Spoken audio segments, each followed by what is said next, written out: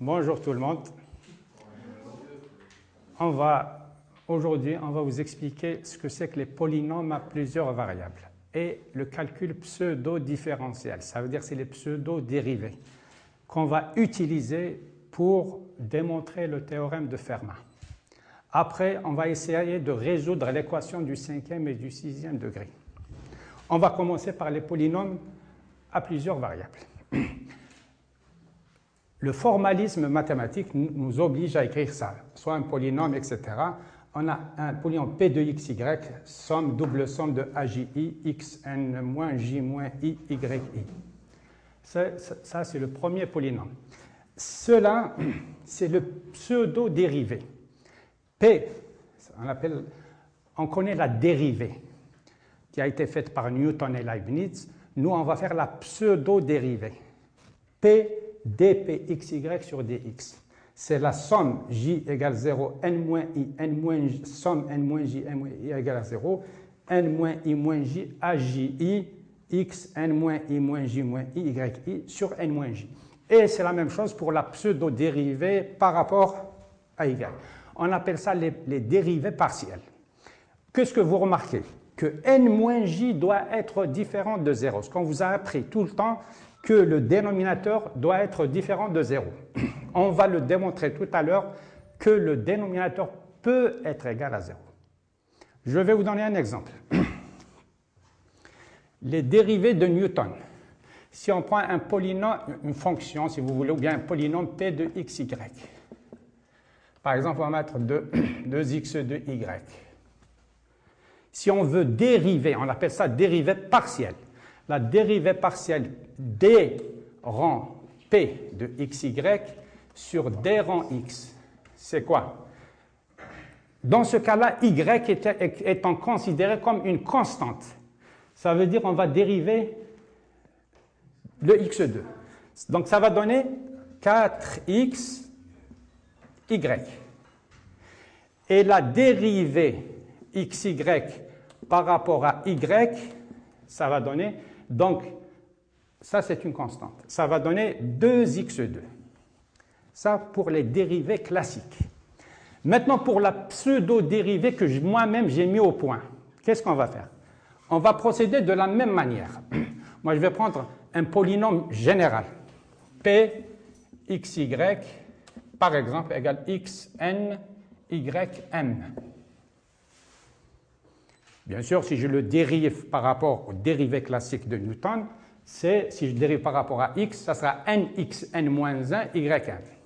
Mais dans les pseudo-dérivés, on écrit p, pseudo p, dp de xy sur dx. Ça va donner quoi? Je dérive normalement, c'est n xn-1, toujours, ym. Mais la nouveauté, on doit diviser par la somme des exposants. On divise par n plus n. Voilà la pseudo-dérivée par rapport à x. Pseudo-dérivée par rapport de p de xy par rapport à y, ça va donner m xn ym moins 1 sur m plus n. Ça veut dire à chaque fois, je fais la somme des exposants. À quoi ça va servir tout ça? Il ne suffit pas de trouver une formule mathématique. Il faut l'appliquer. Regardez ici. Les zéros, j'ai donné un exemple ici. Voilà, ce polynôme, ces pseudo-dérivés, les voilà. Voilà le polynôme, voilà ces pseudo-dérivés. Les zéros de ce polynôme et les zéros de ce système, c'est-à-dire je dois résoudre le système qui est pseudo-dérivé du premier. Les solutions de ce système appartiennent au polynôme initial. Je donne un exemple. Je prends P de xy égale x2 moins 2xy plus 2y2 plus 2x plus 3 égale à 0. La dérivée, la pseudo-dérivée par rapport à x. Si je prends un polynôme P de x tout court, par exemple x2, sa pseudo-dérivée P dp de x sur dx, avec Newton, les dérivées classiques, ça sera 2x. Ici, ça sera x tout court. Ça veut dire ça, je le divise par x. Et c'est la même chose, si j'avais y, je divise par y. Donc si j'ai un polynôme p de x tout court, sa pseudo-dérivée, ça sera dp sur dx, ça sera p de x sur x. Donc ici, x2, c'est x. La dérivée de moins 2xy par rapport à x, ça donne quoi? La dérivée classique, ça donne quoi? Moins 2y. Mais je divise par la somme des exposants. La somme des exposants, c'est 1 plus 1. Donc ça donne y. Et la dérivée, la pseudo-dérivée de y2 par rapport à x, ça donne 0. C'est comme si on dérivait 2. Dans la dérivée classique, la dérivée d'une constante est égale à 0. Donc celle-là, elle est considérée comme constante. Si on fait la pseudo-dérivée par rapport à x. Et ici, ça va donner 2. La même chose par rapport à y. Donc celui-là, c'est nul. Ici, ça va quoi? Ça va me donner moins 2x. Et je n'oublie pas, je dois diviser par la somme des exposants. Ici, il suffit de diviser par y. J'aurai plus 2y. Ici, c'est 0. Ici, c'est 3. Quand je fais la solution de ces systèmes, ça veut dire que je mets ça égal à 0 et ça égal à 0. Qu'est-ce que je vais trouver? Je vais trouver que x est égal à moins 7, y égal à moins 5. Quand je vais les remplacer ici, je vais trouver que celui-là aussi s'annule. Donc, ici, on a donné un exemple avec un polynôme à 2 variables. Je peux le faire à 3 variables, à 4 variables, à 5 variables, à une infinité de variables. Ici, je l'ai pris à un degré 2. Je peux le prendre à un degré 3, 4, 5, ça sera la même chose. Donc, je fais la dérivée. Si je fais la pseudo-dérivée, je résous le système, et à condition que le système admette des solutions. Et les solutions de ce système appartiennent à cette équation. J'ai donné un autre exemple ici, avec 3 inconnus. Donc, j'ai fait la pseudo-dérivée par rapport à x. Voilà, ça va me donner ça. La pseudo-dérivée par rapport à y, ça va me donner ça.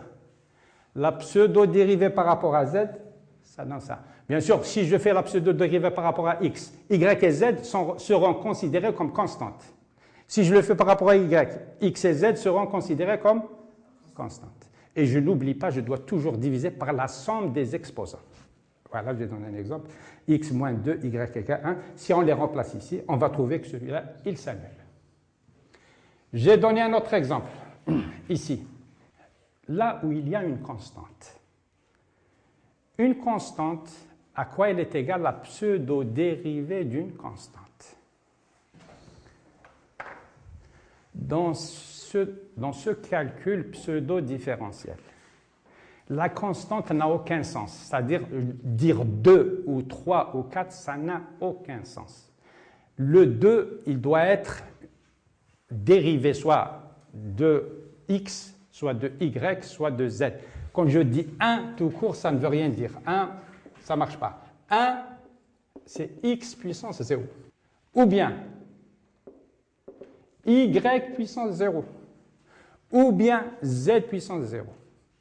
Et 1, en plus, 1, je peux dire que c'est 1 demi plus 1 demi. Mais 1 demi quoi? Je peux mettre x puissance 0, y puissance 0. Je peux mettre 1 tiers plus 2 tiers. Je mets ce que je veux, plus ou moins. Ou bien 1, je peux mettre 3 moins 2, mais 3x puissance 0 moins 2 y puissance 0. Ou le contraire, ou bien je remplace x par y et y par x. Voilà. Donc, la dérivée de 1, donc si je mets x puissance 0, sa pseudo-dérivée, abus d'écriture, hein, parce que ça, c'est les dérivées classiques. On suppose qu'on va écrire comme ça. Qu'est-ce que ça va donner? C'est la même chose. C'est 0, x, moins 1 sur 0. 0, x, moins 1 sur 0. Et la pseudo-dérivée d'un polynôme, je l'ai écrit ici, je divise par x. Si je fais la pseudo-dérivée par x. Si je fais la pseudo-dérivée par rapport à y, je vais diviser par y. Donc ici, normalement, ça c'est égal à 1 sur x. Le x moins 1, il descend en bas. Ça veut dire qu'est-ce que je vais faire? Le 0 et le 0 se simplifient.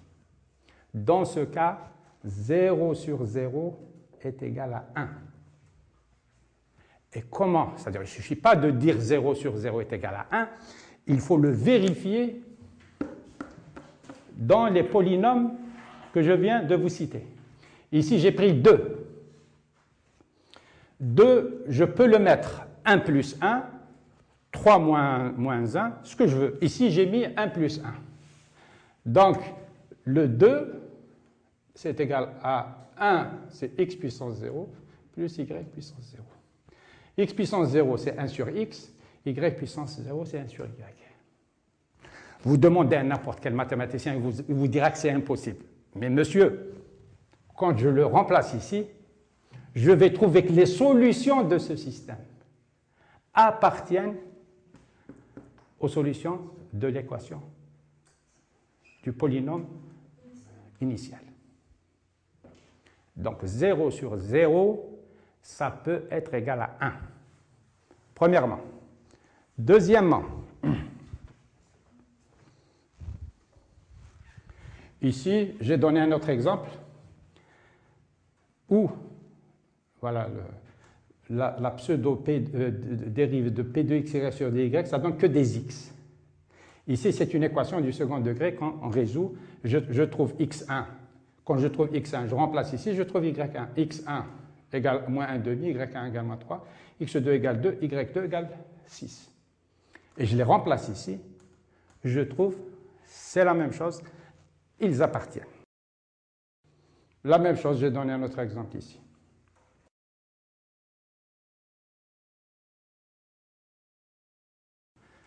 Maintenant, le charme de ce calcul pseudo-différentiel. Si je prends, par exemple, un autre polynôme p de xy égale à x2 moins xy plus y2 plus x plus y. Ici, il y a un 0. Il n'y a rien. Maintenant, à partir du néant, je peux créer un objet mathématique.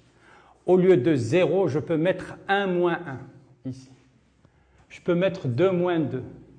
Je peux mettre ce que je veux. Ici, il y a 2 variables. Je vais mettre 1 moins 1. Mais s'il y avait 3 variables, le 0, donc il faut qu'il y ait x, y, z. Donc je peux mettre 2, moins 1, par exemple. Mais simplement 2, ça n'a aucun sens. Donc ici, si je mets 1, ça n'a aucun sens. Donc je vais mettre x puissance 0. Moins y puissance 0.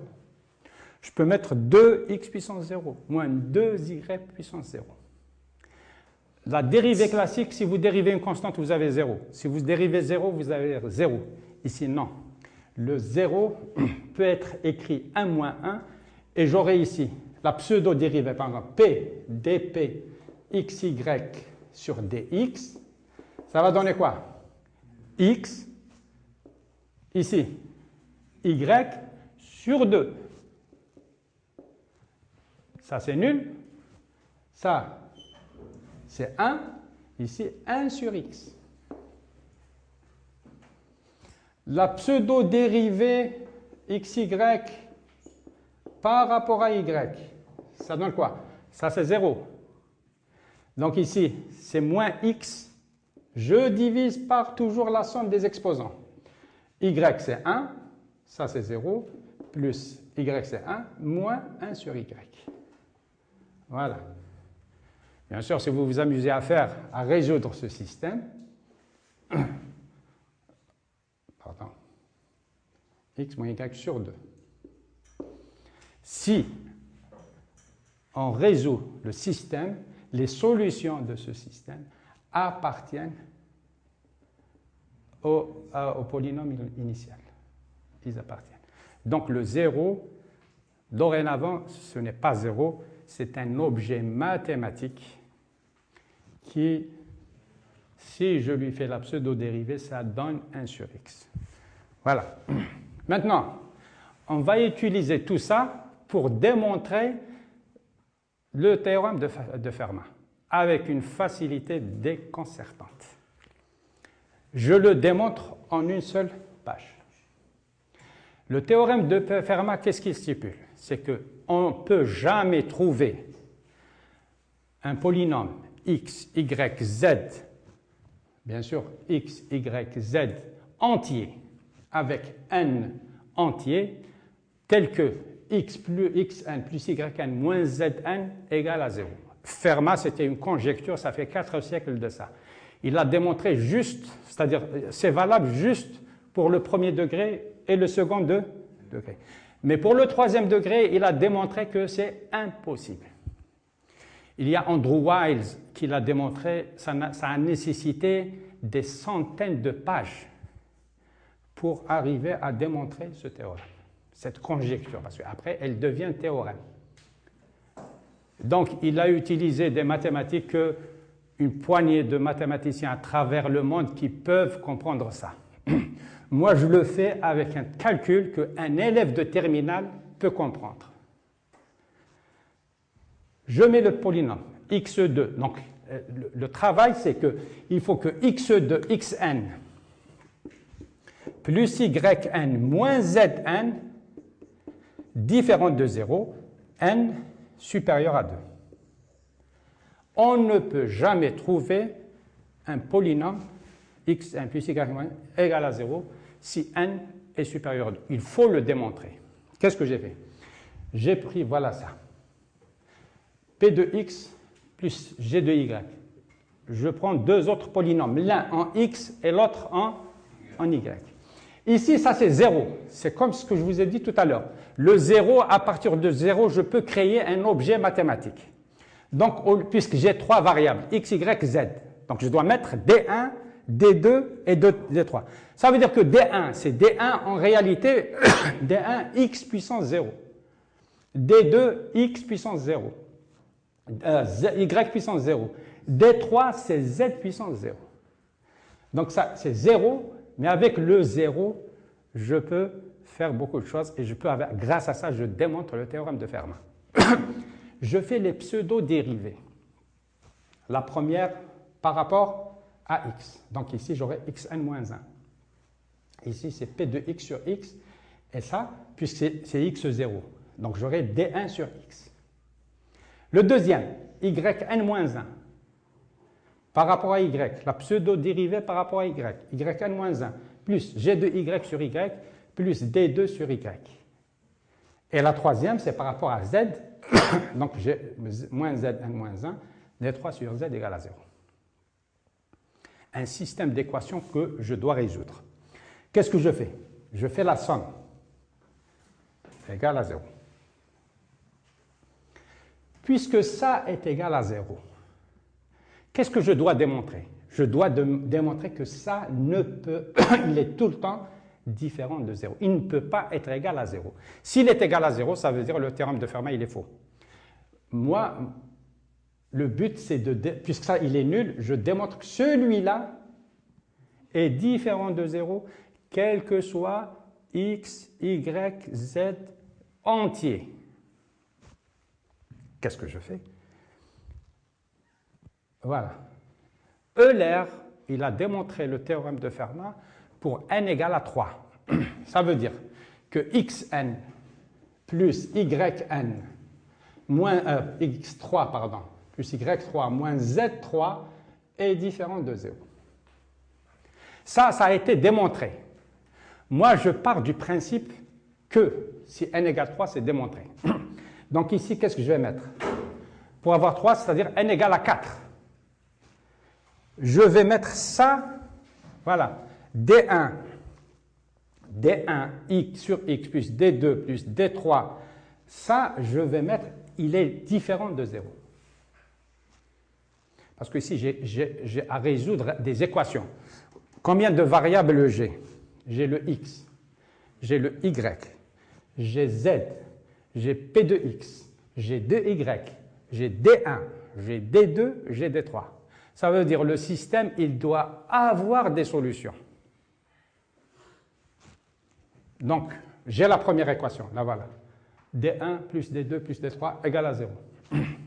La deuxième, D1 sur X plus D2 sur Y plus D3 sur Z, je le prends différent de 0. Le voilà. Ça veut dire, si je le prends différent de 0, ça veut dire qu'il peut être égal à une valeur. Je peux mettre alpha. Donc ça veut dire que j'ai une autre variable en plus, une inconnue en plus. C'est-à-dire ça me permet de résoudre facilement le système.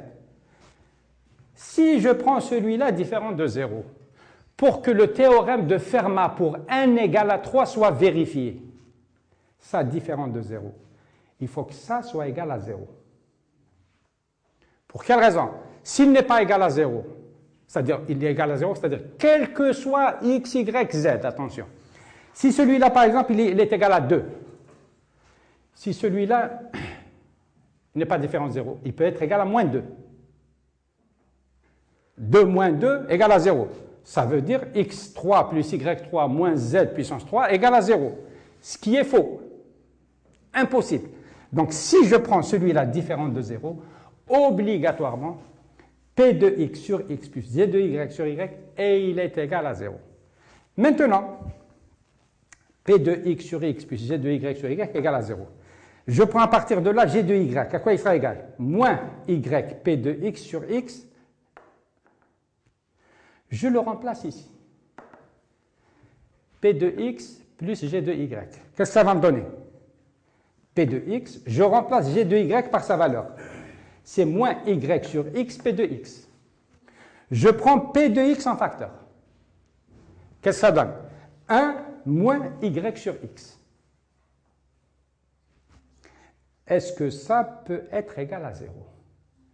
Il est égal à 0 pour si x est égal à y. Mais si x est égal à y, le théorème de Fermat, il est vérifié. Parce que j'aurai ça, ça égale à ça. J'aurai 2yn moins zn égale à 0. Impossible, parce que 2yn égale à zn, si je prends le 2, ce n'est pas un carré parfait. Donc on ne pourra jamais avoir p de x plus g de y égale à 0. Et le théorème de Fermat, il est démontré pour n égale à 4. Ça veut dire, puisque j'ai mis ici n égale 4. Euler, il a démontré pour n égale à 3. Moi, je viens de démontrer pour n égale à 4. Je refais le même travail. Maintenant, je vais mettre n, puisque c'est n égale à 4. Ça veut dire ici n égale à 5. La récurrence. n égale 5. Ça veut dire c'est vrai pour n égale 5. Si c'est vrai pour n égale 5, c'est vrai pour n égale 6. C'est vrai pour n égale 7, c'est vrai pour n égale à l'infini. Quel que soit n, le théorème de Fermat, il est démontré. Voilà. Et je trouve des difficultés à convaincre la communauté internationale à accepter mon travail. Je l'ai démontré en 2001. Et j'ai envoyé à toutes les revues du monde et personne n'a accepté. Toujours, on vous trouve des arguments fallacieux. On n'a pas compris ceci, cela. Ce n'est pas de notre faute, c'est pas, etc., etc. Et j'ai eu des contacts avec des grands mathématiciens qui reconnaissent le calcul pseudo-différentiel, mais blackout total sur la scène internationale. Maintenant, comme les dérivées classiques, le contraire de la dérivée, c'est l'intégrale. Pour passer, donc, si vous avez la dérivée de x2, c'est 2x. L'intégrale de 2x dx, ça sera x2, bien sûr, plus une constante. Ça, c'est pour le calcul classique, les dérivées classiques.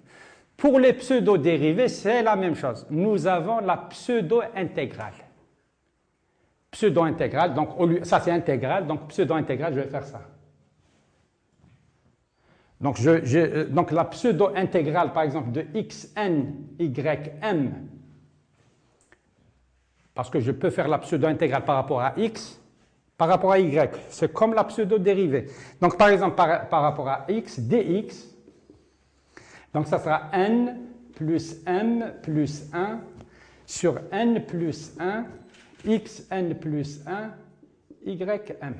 Voilà la pseudo-intégrale. Maintenant, si je la fais par rapport à dy, xn, ym, dy. C'est n plus m plus 1 sur m plus 1, xn, ym plus 1. Voilà. Maintenant, quand j'ai un polynôme, je fais la pseudo-dérivée. Donc on a dit que le système, les solutions du système appartiennent au polynôme initial. La même chose, les pseudo-intégrales, leurs solutions appartiennent, mais comment on va trouver ce pseudo-intégral? J'ai donné un exemple ici. Donc toujours, pseudo-intégral de p, x, y, z, dx est égal à y, p, c'est-à-dire la pseudo-dérivée de la pseudo-intégrale de p, x, y, z sur dy, moins z, p, d, la pseudo-intégrale de p de x, y, z, dx sur dz. La pseudo-intégrale. Donc les solutions qu'on trouve ici, ils appartiennent aux solutions de le polynôme initial et aux solutions du système des pseudo-dérivés. Et c'est la même chose pour p, la pseudo-intégrale de p de x, y, z, par exemple, dy, c'est égal à x, p, d de pseudo-intégrale de p de x, y, dz sur dx, moins z, p, la pseudo-intégrale p de x, y, z, dy sur dz, etc. Voilà la pseudo-intégrale. Donc, il y a le polynôme, la pseudo-dérivée, la pseudo-intégrale. Voilà. C'est tout ce qu'il y a concernant le calcul pseudo-différentiel et le théorème de Fermat.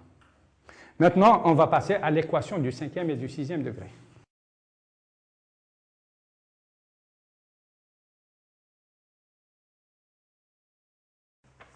Vous savez que depuis 4 siècles à peu près, depuis Galois, toujours avant Galois, avant Newton, tous les mathématiciens, ils cherchaient toujours à trouver des solutions à des équations.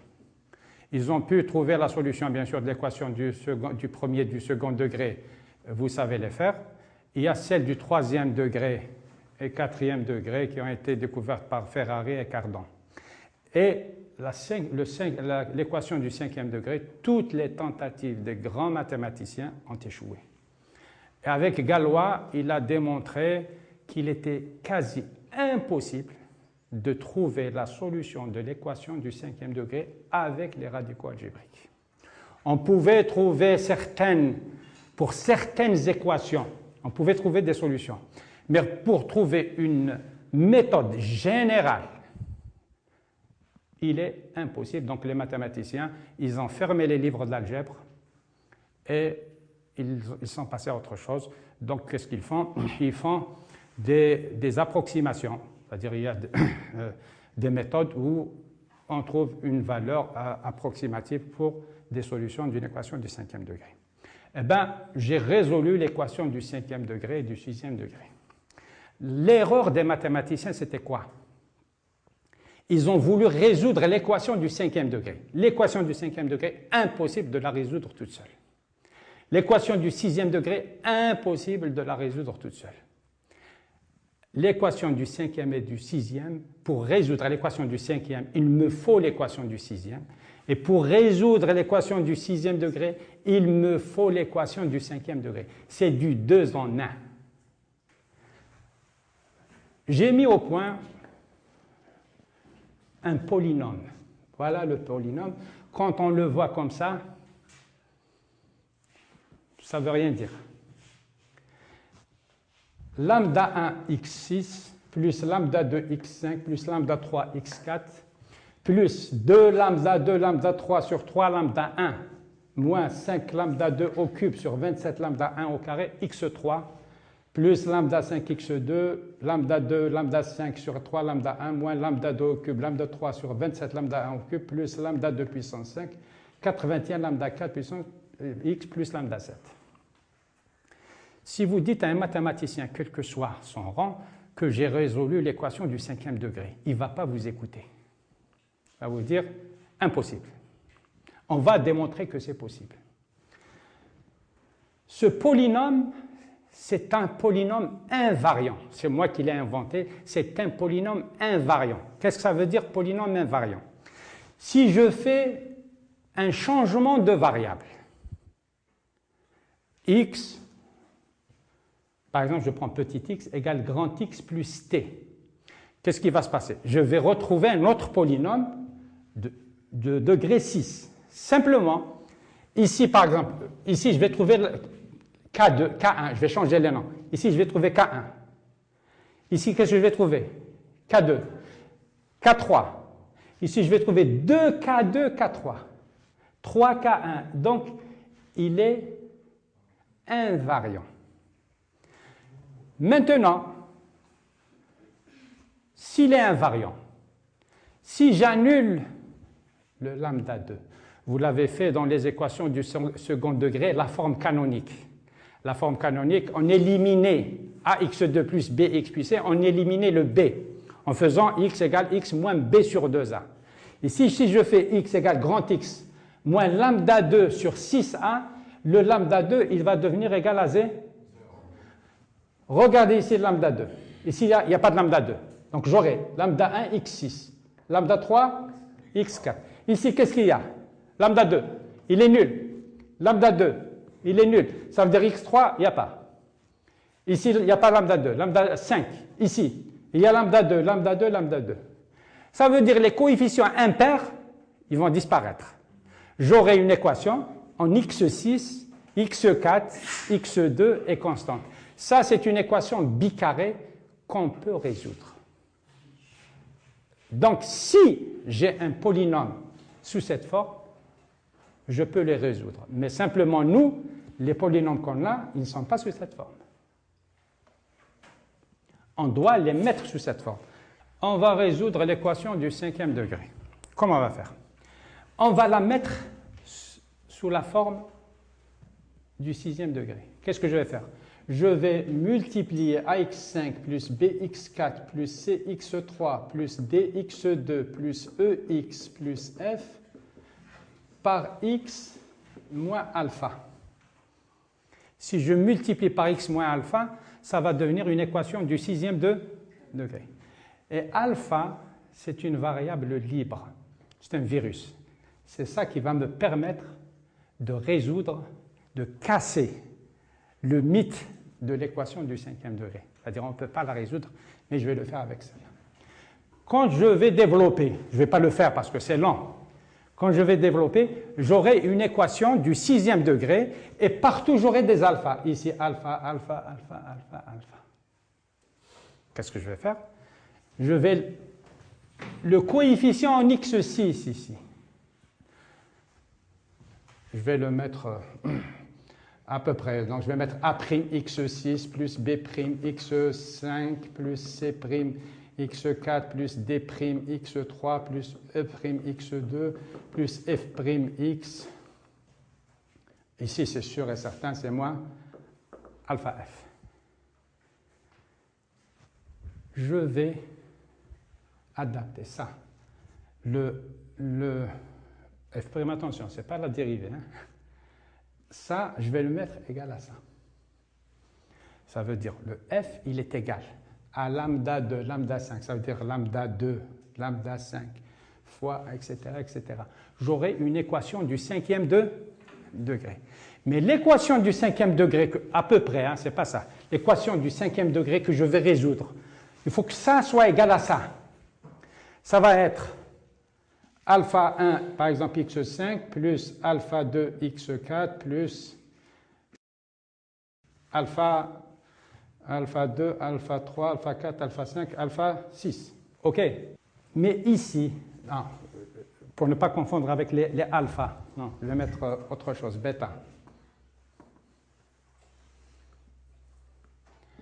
Bêta 1, bêta 2, bêta 3, x3, plus bêta 4, x2, plus bêta 5, x,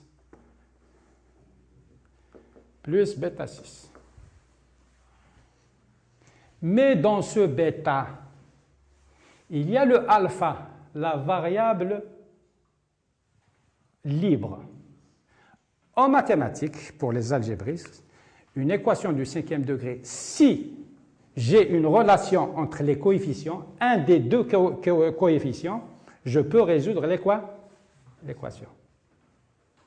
Parce que ici, j'aurai un alpha quelque part, alpha, ici alpha au carré, alpha 3, alpha 4, alpha 5, etc. Il suffit d'avoir une relation, par exemple, entre ça et ça, l'équation elle est résolue.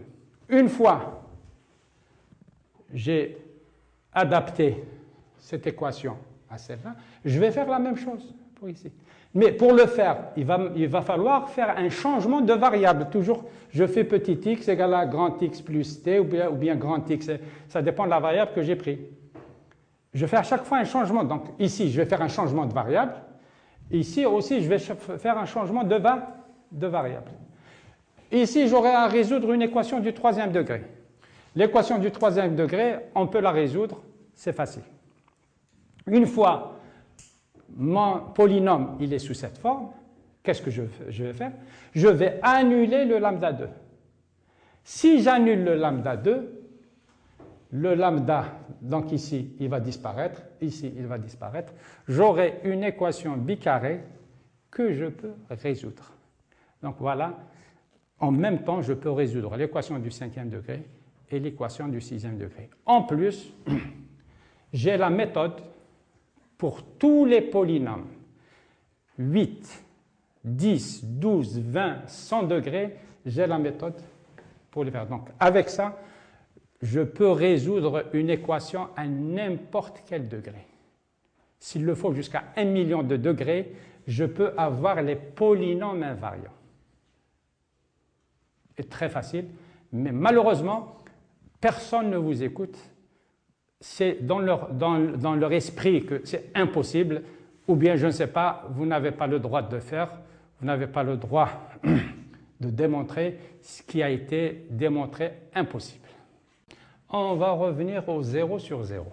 Si je prends un polynôme P, X, Y, Z par exemple, égale, donc, x2 moins x, y plus z, etc. Et je prends la constante. La constante 1, par exemple, plus 1. Je vous ai dit tout à l'heure, 1, c'est x puissance 0. Mais 1, ça peut être x puissance 0. Mais ça peut être x puissance 0, y puissance 0.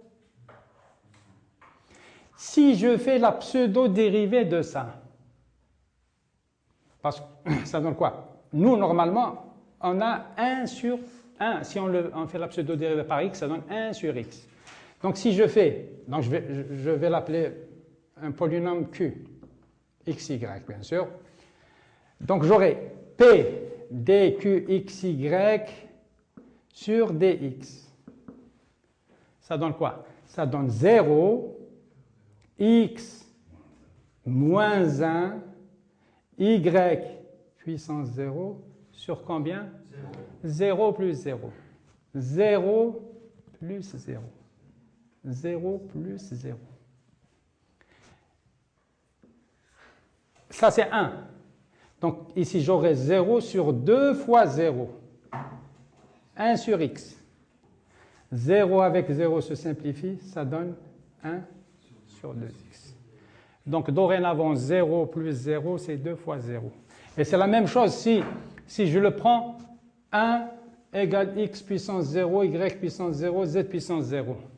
Je vais obtenir, si je fais la pseudo-dérivée par rapport à x, j'aurai 0, x puissance moins 1, y 0, z 0 sur combien? 0 plus 0 plus 0. Ça donne 1 tiers. 1, 1 sur 3x. Donc la notion de 0 sur 0 qui est impossible, qui est indéterminée, c'est faux. C'est faux. Simplement, en mathématiques, nous on a l'habitude de faire A fois B divisé par C. On fait A fois B, je divise par C, ou bien A sur C fois B. C'est la même chose. Ici, non. Avant de faire le produit, on doit faire la division, le rapport, on divise. Donc ça sera A sur C. Ce qu'on va trouver, on le multiplie. Parce que ici, si je multiplie par 0, ici j'aurai un 0. C'est faux. Donc je dois simplifier. Ici, j'aurai 0 sur 3 0. 0 avec 0, ça part. C'est un tiers. Il va me rester une dernière chose. La pseudo-dérivée de x sur y. Si je prends un polynôme x sur y, xy, x sur y. La pseudo-dérivée p dp xy sur dx, par exemple.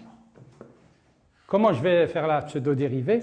Je vais dire que ça, je vais le monter en haut. Xy moins 1. Ça donne quoi? Je fais comme ça, par abus d'écriture. Hein. Ça donne quoi? 1 fois y moins 2, moins 1 sur la somme des exposants. Sur z, sur 0. Donc on dirait que y sur x ou la x sur y n'admet pas de pseudo-dérivée. Non, il admet une pseudo-dérivée. Donc, c'est comme le problème de la fonction ln de x. ln de x, quand on fait l'intégrale de 1 sur x, on va trouver ln de x. Ici, c'est la même chose. Simplement, les x sur y, sa pseudo-dérivée n'est pas constante. Ce qu'on a fait, toutes les pseudo-dérivées, toutes les dérivées que vous avez faites, elles sont constantes. x2, c'est 2x. Ici, non. Ici, ça dépendra. Donc, si j'aurais ça plus x sur y, la pseudo-dérivée de x sur y dépend de ça. Si je vais changer ça, la pseudo-dérivée change. Même si les valeurs x, y sont les mêmes. Ce que j'ai à dire à la communauté scientifique internationale. On veut me signifier que je n'ai pas le droit de réfléchir. Maintenant, je pense, on n'est plus dans le domaine des mathématiques, mais bel et bien dans celui de la morale. La science n'a pas de frontières. La vérité éclatera tôt ou tard. Ce sera une tache noire dans l'histoire des mathématiques que devront assumer ceux qui sont sourds à mes sollicitations.